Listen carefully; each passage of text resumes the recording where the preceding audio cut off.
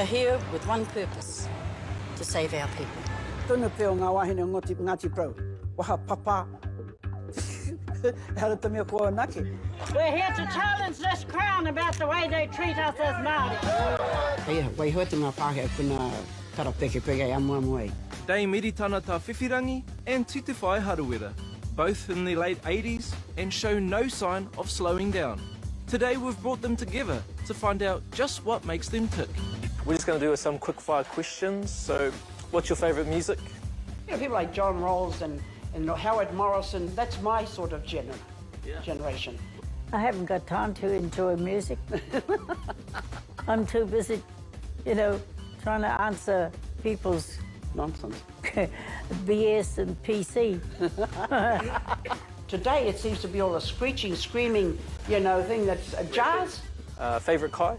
Kaimwana, power, kina and crayfish. I'll just have the crayfish.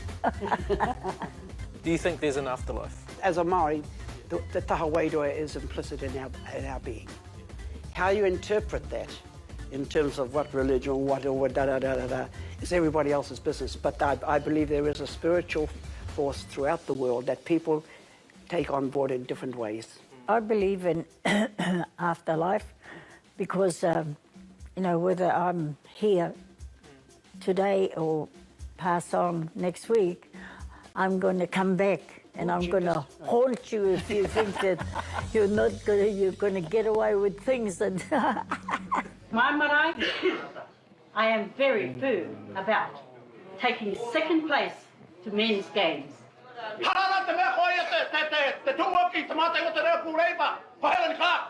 Passionate, feisty and at times controversial, these wahine toa have challenged our thinking. Each has made a significant impact to Aotearoa. It's not about your message, it's about the way in which our men decide you woman, or you woman will not be anything. In fact, they've had a go at Pākehā, but also at Māori. Whai Titewhai, do you think you have mellowed out over the years? Hell no.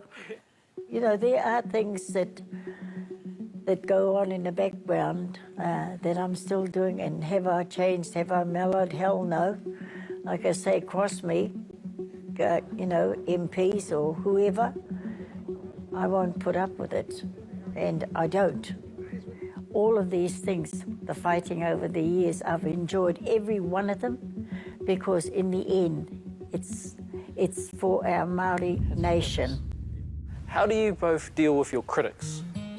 People have a right to be critical of whatever. But it doesn't bother me because I recognise their right. But I want them to recognise my right to be who I am and do what I want. The word criticising doesn't exist in Māoridom. They don't criticise you. They strengthen you, they offer you, they try and get it right and all the rest of it. And we've accepted because we grew up there. I will never assume responsibility for another person because that creates irresponsibility on their part. It takes away their dignity and the sorts of things I'm talking about. E harau te tohunga o te reo, engari, ko taku mahi he waihanga kaupapa. Hei whawhai atu I ngā kaupapa e tāmea nei a tātou. Absolutely none of your business. This is Ngāpuhi and our right to be Ngāpuhi and to do what we choose on our marae. Iritana's had to put up with that. I've had to put up with that. I'm speaking from experience and I know that she is. And together, we're a force to reckon with. And I'm never going to back down on the things that I know are good for Māori. If it's not good for Māori, I'm never going to shut up, because that's how it should be. Some people think with changing times, tikanga should change too. What do you both think? Somebody seems to think there's one tikanga for everybody in Māoridom. No, each marae has its own. Tikanga is about what you focus on, what you want done, and the rules and things of this tikanga in your home, about how you all think. There's tikanga in a marae, there's tikanga in a hapu, there's tikanga wherever you go. But for somebody to come along and say, this is the tikanga, as if it's the universal one, rather run away. One marae is not going to say, hey, your tikanga is wrong. No one iwi is going to say to another iwi, your tikanga is wrong. It's a very personal thing. Why have you both kept the fight going for so long when you could both be sitting down and relaxing? There is no justice in this country for Māori. If you're going to empower people, you have to disempower what's there. That's right. Not totally, but break it down a bit and push so that you're moving to empower the people who make up this country. And to do that, the people, and talk about us, we have to have a plan as Māori.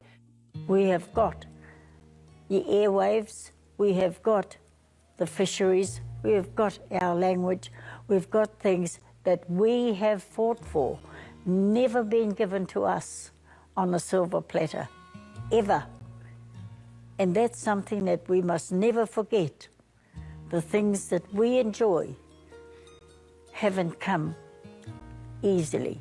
They've come with a cost, a big cost for the people who have led the fight in front. And Iritana and I, about the last two of our generation who have fought that fought, the others have all passed on. Well, I don't care what others say. This is our culture, and if you don't like it, tough. Whai Titewhai and Whai Iritana have done the hard yards, and they've got a message for the younger generation.